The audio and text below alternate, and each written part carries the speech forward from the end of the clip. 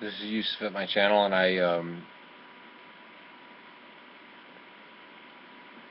it wasn't Douglas Wilson this time. It was somebody else, and they were trying to talk about the church fathers and church history, and I'm not even going to try to post this as a response because of the people just don't know. Like, when I responded to Douglas Wilson, this video that was on Canon Wire, I got, well, what is Pelagianism? You're posting a video about this, and then you ask me about, and I just thought that was so odd, because I'm opposing the position. If you have a video that I'm opposing, why wouldn't you go and just find out? Why would you? It's ignorance and laziness. But I can't chastise that person so much because they actually did ask. So I'm not going to be like, how dare you? I mean, there's some things where people, it gets overstretched, like the atheists who, or not atheists, but militant fundamentalists who use the label atheist, who will attack the church or attack Christianity, thereby attacking the church. And then I start talking about church history, and then they want to know and go into depth about it, but they don't know. They want me to be their personal tutor, and it's like, do I have to explain stuff to you? Okay, so I'm just going to make this video, and hopefully I don't have the temptation to post as a response.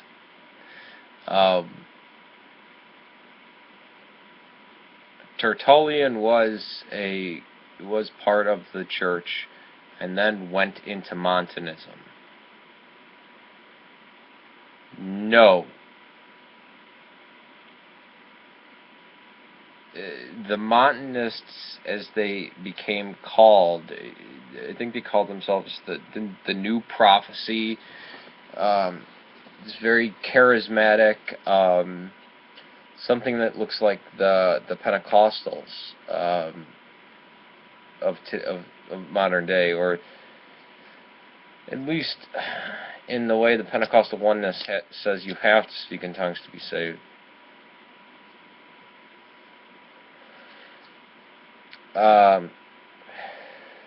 They had claimed that they had gotten their evangelism from the two daughters of Philip the evangelist, the apostle, when really the guy that kicked it off was a former priest of Apollo, and that these the two women were probably sibyls,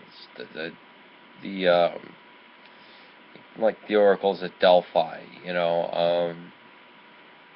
If you've ever seen like I Claudius or something like that, you know, the beginning of that, they'd have a female interpreting for Apollo.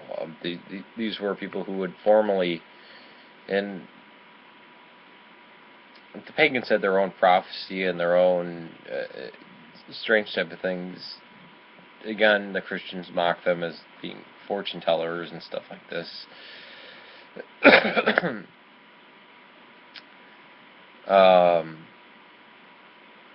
But the Montanists, you have to understand, in the early church, a lot of these things weren't decided until or hashed out until very late, until they became problematic. Now, I was actually looking in the book when I took my the college class for African history, and they actually had it sectioned off of North Africa being Donatist. No, there was a time when, yeah, because of the lapsi, or the later they're called lapsi, but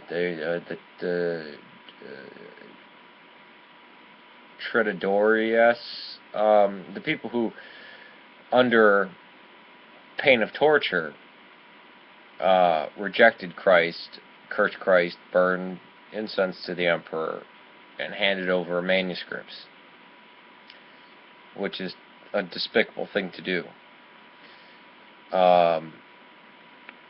The problem is that you could say, oh, those people should never be let back into the church, and there were restrictions on them. Some people said, you know, they shouldn't be let into the church until they die, basically, until they're just about to die. Then they can be let back into the church, you know. And this all arose after Diocletian and the persecution. So the persecutions in the West had stopped at this point. This was no, they didn't actually. When this first began, because the Donatists were another incarnation of a movement that was, you know, basically like, well, if you ever reject Christ or anything, you're screwed. That people don't have points of weakness. I think this defeats the whole view that the ancient Catholic Church, and when I mean Catholic, I mean Eastern Orthodox in present day, but back in the time it was just called Catholic. All the church was. I don't think I need to get into that and explain. I've explained this in so many videos.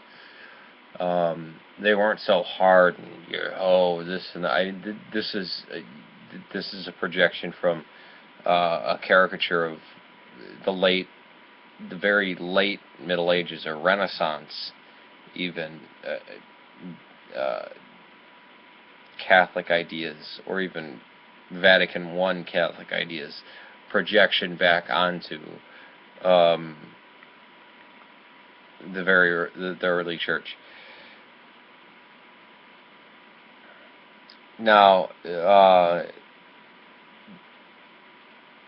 people being pissed off that bishops would, you know, hand over scripture or church documents, or recant Christ, or trample on the cross, or burn incense to, I don't think it was trampling on the cross, it was cursing Christ and burning incense to the pagan gods and the emperor.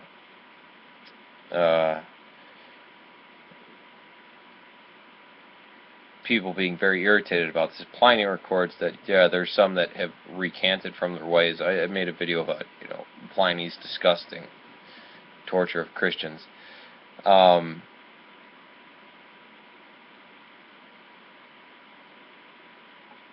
They went so far to say that anybody who had an unconfessed sin and gave and served the Eucharist, or anyone who had an unconfessed sin and then baptized somebody, that person's baptism wasn't valid, and the Eucharist was not valid. Well, now you've really messed up, because you're saying, well, it's not in God's hands, it's man. It's up to man, and the feeble man who is serving the Eucharist or baptizing the believer. No. If you're baptized in the correct formula, no matter what the sins of the priest are, unless you know that they're knowingly, openly confessing heresy, and even then, unless they're doing it in a totally incorrect fashion, like, you know, I baptize you in the name of, you know, Zeus, the Virgin Mary, Marcion, and, you know, Pontius Pilate, or something like that. It's something very weird. No, you're baptized. They had taken it far, because it was very, I mean, that's when they got into trouble. You know, being pissed at people who basically, you know, because that's the one thing that's promised in to you, that in the early church, is that the Roman Empire, you now have made an enemy with the world's greatest killing machine. You're going to be trampled down and crushed. And Carthage was restored with union with the church. There were outlying villages that actually had two separate churches. There are two separate buildings of worship. And this finally got done away with when the Islamic people say, well, it could have ended here or here, but definitely after the Islamic invasion, when they finally saw, all right, enough with the infighting, because a lot of these things grew up way after, or came into light after the persecution had stopped. Because if you're huddled together in a room where any moment the Romans can break through the door and condemn all of you to death and torture and slaughter your whole family, you're not really going to be that concerned of, well, what did this person believe, or what sin did they commit, or this or that. The Montanists and Montanism was condemned. I don't believe they called themselves Montanists. When I read, they call themselves, I forget the name, but it's usually translated as the new prophetic movement, or the prophecy of the New Age, or this prophecy, or, you know, this kind of thing. So it's not as Tertullian left the church. He wound up embracing something that was heretical, but he would have considered himself a good Catholic. He didn't, and a lot of times the churches were mixed. Like, you could walk into the, I mean, it's not so divided now where people basically ask you, you know, what's your doctrine, this and that, which is, there's a remnant of this in the Eastern Orthodox Church, where we say there's multiple views on certain issues, and very key issues. There's multiple views. It's just not to the exclusion of any other ones. This is where Pelagius was wrong. It's not that Augustine was so right. It's that the exclusivity of moral influence is, no, it's not just moral influence, and it's not what Christ's death was. Or using something that didn't come down from tradition, that was used philosophically or intellectually to try to obtain some of the key mysteries of the Christian faith, to explain that, like penal substitution or transubstantiation. This is where you get into trouble. That's why I have no problem with people who are not baptized or chrismated in the Eastern Orthodox Church. I would count Figs as one of them. I actually really want to talk to Figs, and there's many other people who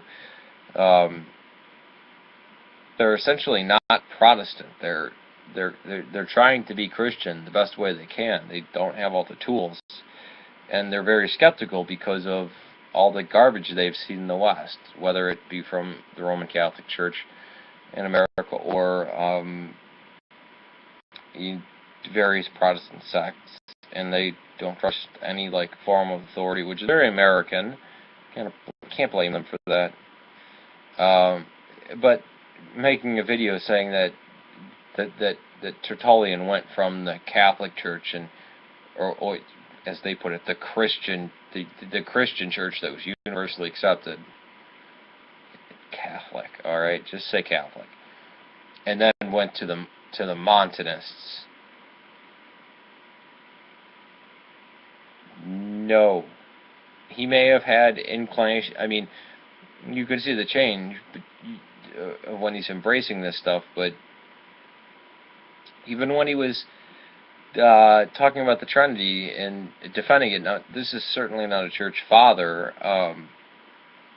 He's called the church father in the terms of the West, but for the Orthodox, he's not a church father. He's not a saint. But he wouldn't have said, "Oh yeah, I picked up, I packed up my stuff and I walked down to the other church down the street, and now I'm a Montanist." no, it was a belief going around, kind of like how the rapture is infected the Protestant churches, is that you could have people in church that believe the rapture or people who don't. Um, Granted, it's ridiculous, but you wouldn't. Well, maybe there are Protestants that say if you don't actually believe in the rapture, you're going to hell, which is pretty stupid because, again, Christ should be your focal point. Even if you do believe in a rapture, uh, you should not ever worry about it or think about it. Your focal point should be Christ, being unto your fellow man as Christ was, as Christ gave the example, and living a Christian life. And instead of, when it gets to the point of you have to accept intellectually X, Y, and Z, you start stepping into what gets called Gnosticism. Now, there are many church fathers that use the word Gnostic and Gnosticism, and they're using it in a positive sense. The Gnostics, when it was used as meaning something heretical, was like a know-it-all, or they're claiming to have the knowledge, but it's a mockery of that. They don't have the gnosis. The Orthodox Church has the gnosis. The ancient Catholic Church has, Christianity has the gnosis, not any serpent-telling, dualistic, docetic, weird lunacy brought in from whether it comes from ancient Egypt, whether it comes from Persia or Rome. No, we start with Christ, and it's been sufficiently proven that a lot of these heresies were just a recoding over of previous pagan religions with just names of apostles and saints. Alright, that's it on that video. Take it easy, peace to you. May God save Serbia and Syria. And that's it for this video. I'm opposing the position. If you have a video that I'm opposing, why wouldn't you go and just find out? Why would you? It's ignorance and laziness. But I can't chastise that person so much because they actually did ask. So I'm not know and go into depth about it, but they don't know. They want me to be their personal tutor, and it's like, do I have to explain stuff to you? Okay, so I'm just gonna make this video, and hopefully I don't have the temptation to post as a response.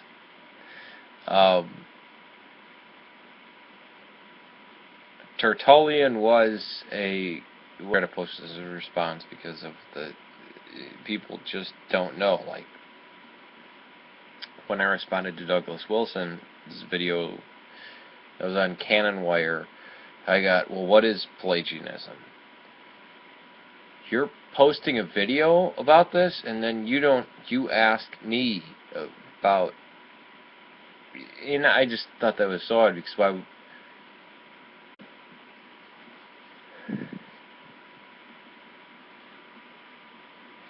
This is Yusuf at my channel, and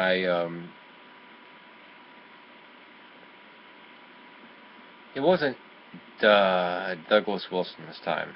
It was somebody else, and they were trying to talk about the church fathers and church history, and I'm not going to be like, how dare you? I mean, there's some things where it gets overstretched, like the atheists or not atheists, but militant fundamentalists who use the label atheist, who will attack the church or attack Christianity, thereby attacking the church. And then I start talking about church history, and then they want